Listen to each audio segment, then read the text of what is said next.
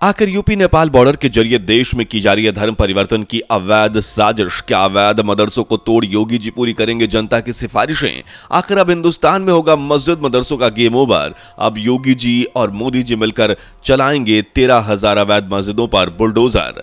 आखिर चोरी चुपके पाकिस्तान की फंडिंग से देश में बनाई जा रही हजारों अवैध मस्जिदें, जिसे देख देश की जनता मदरसे हटाओ देश बचाओ का नारा लगाने लगी है। आखिर विदेशी फंडिंग से बने इन मदरसों का मकसद क्या है? क्या इनके जरिए देश में धर्म परिवर्तन को अंजाम दिया जा रहा है? आखिर किस तरीके से पाकिस्तान और खाड़ी देश नेपाल बॉर्डर के जरिए भारत में मदरसों के लिए करोड़ों का अवैध फंडिंग दे रहे हैं? और आखिर क्या हुआ कि SIT समिति ने सीधे 5,000 मदरसों को तोड़ने का आदेश दे दिया? दरअसल दोस्तों, नेपाल यूपी बॉर्डर से सटे इलाके में बड़ी संख्या में बिना मान्यता प्राप्त मदरसे पाए गए हैं। बता दें कि फिलहाल बहुत ज्यादा सेंसिटिव इलाका है। ऐसे में इस इलाके में चल रहे मदरसों पर SIT टीम की खास नजर भी रखी जा रही है। पिछले कुछ सालों में SIT को शक था कि इस क्षेत्र में बन रहे मदरसों के लिए विदेश से अवैध फंडिंग की जा रही है। इसके बाद SIT की टीम इन मदरसों की खास तौर पर जांच करने पहुंची। दरअसल जब मदरसों का सर्वे कराया जा रहा था तो नेपाल सीमा से सटे इलाकों में चल रहे मदरसों के खिलाफ बड़े पैमाने पर शिकायतें मिली थी। आरोप था कि ये मदरसे विदेशी फंडिंग का गलत इस्तेमाल कर रहे हैं, तभी से इन मदरसों पर सरकार की नजर है। लेकिन हाल ही में SIT ने कुछ ऐसी रिपोर्ट दर्ज की है जिससे जानने के बाद आप भी दंग रह जाएंगे। दरअसल SIT रिपोर्ट में इन मदरसों पर 5 आरोप लगाए गए हैं, जिनमें धर्म परिवर्तन और करोड़ों की अवैध फंडिंग जैसे आरोप लगे हैं। तो आज से इस वीडियो में हम आपको इसी से संबंधित सारे इंफॉर्मेशन बताने वाले हैं एंड साथ ही हम आपको बताएंगे कि आखिर क्यों SIT ने 13,000 मदरसों पर बुलडोजर चलाने की सिफारिश की है।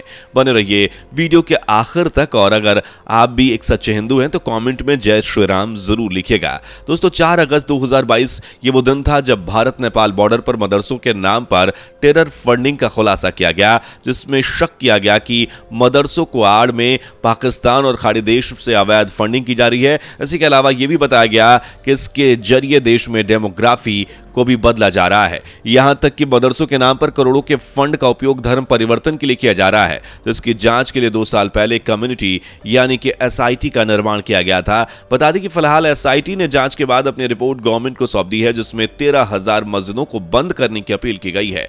इसके अलावा SIT ने यूपी नेपाल बॉर्डर से जुड़े इन मदरसों पर कुछ आरोप भी लगाए हैं। तो आइए जानते हैं आखिर मदरसों की आड़ में देश में क्या चल रहा था। दरअसल अवैध मदरसों की जांच कर रही SIT ने योगी सरकार को अपनी रिपोर्ट सौंप दी है। SIT ने करीब 13,000 मदरसों को बंद करने की सिफारिश की है।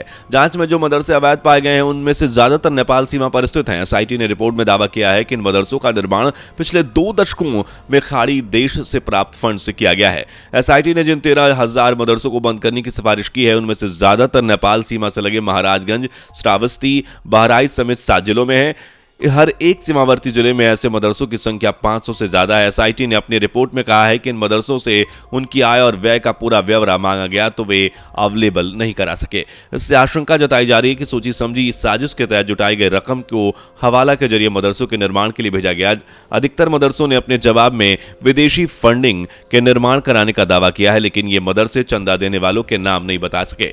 जांच में कुल 23,000 मदरसों से 5,000 के पास अस्थायी मान्यता भी प्राप्त की गई है। आपको ये भी बता दें कि लगातार 50% से अधिक आबादी एक खास समुदाय की यहाँ है। इस वजह से इस तरह के मदरसे यहाँ चल रहे हैं।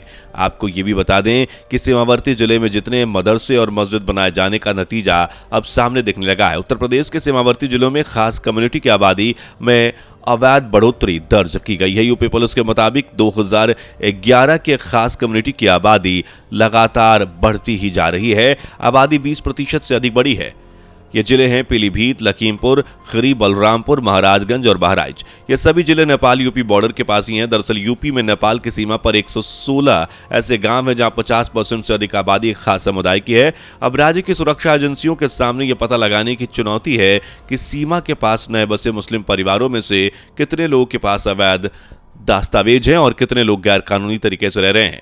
दोस्तों, SIT ने जिन 13,000 अवैध मदरसों को बंद करने की सिफारिश की है वो नेपाल सीमा से जुड़े शहरों में संचालित हो रहे हैं। SIT के मुताबिक ज्यादातर मदरसे अपने हिसाब किताब का ब्यौरा नहीं दे पाए। ऐसे अवैध मदरसों से शिक्षा प्राप्त करने वाले लोगों को नौकरी भी नहीं मिल पाती है। इन्हीं कुछ कारणों से इन पर कार्रवाई की बात की जा रही है। जानकारी के मुताबिक बीते 25 सालों में बहराइच, श्रावस्ती, महाराजगंज, सिद्धार्थनगर जैसे इलाकों में तेजी से ऐसे मदरसे बने हैं जिन्होंने शायद विदेशी फंड का इस्तेमाल किया है। नेपाल सीमा से लगे शहरों में 80% मदरसों को विदेशों से करीब 100 करोड़ से भी ज्यादा फंडिंग की बात सामने आ रही है। इस जानकारी के बाद से ही एसआईटी जांच के आदेश दिए गए थे। दोस्तों, एसआईटी की रिपोर्ट इस बात में आशंका जताती है कि नेपाल से सटे यूपी के जिलों में मदरसों की फंडिंग और धर्मांतरण के बीच खास रिलेशन हो सकता है। विदेशों से मिल रही फंडिंग के जरिए एक तरफ तो सीमावर्ती इलाकों में मस्जिद और मदरसे बनाकर जमीन कब्जाने की कोशिश की जा रही है, तो वहीं दूसरी तरफ डेमोग्राफी बदलने की साजिश भी रची जा रही है। अब उत्तर प्रदेश की योगी सरकार ने भी नेपाल बॉर्डर से सटे इलाकों में मदरसों पर एक्शन लेने की तैयारी शुरू कर दी है। तो दोस्तों, आपका इन अवैध मदरसों के बारे में क्या कहना है? क्या इन्हें बंद कराया जाना चाहिए या ऐसे ही इनके जरिए देश में धर्मांतरण को बढ़ावा देना चाहिए? कमेंट में अपनी राय जरूर लिखें। तो दोस्तों, इसी के साथ उम्मीद करते हैं कि आपको ये वीडियो जरूर पसंद आई होगी, इसलिए वीडियो को ज्यादा से ज्यादा लाइक और शेयर करें। एंड अगर आपने अभी तक हमारे चैनल को सब्सक्राइब नहीं किया तो सबसे पहले चैनल को सब्सक्राइब करें और बेल आइकन को प्रेस भी कर दें। तो मिलते हैं ऐसी ही नई वीडियो के साथ, तब तक के लिए जय हिंद, जय भारत। दोस्तों, आपको स्क्रीन पर 2 और वीडियोस दिखाई दे रही हैं, जिसे देखने के लिए स्क्रीन पर क्लिक करें।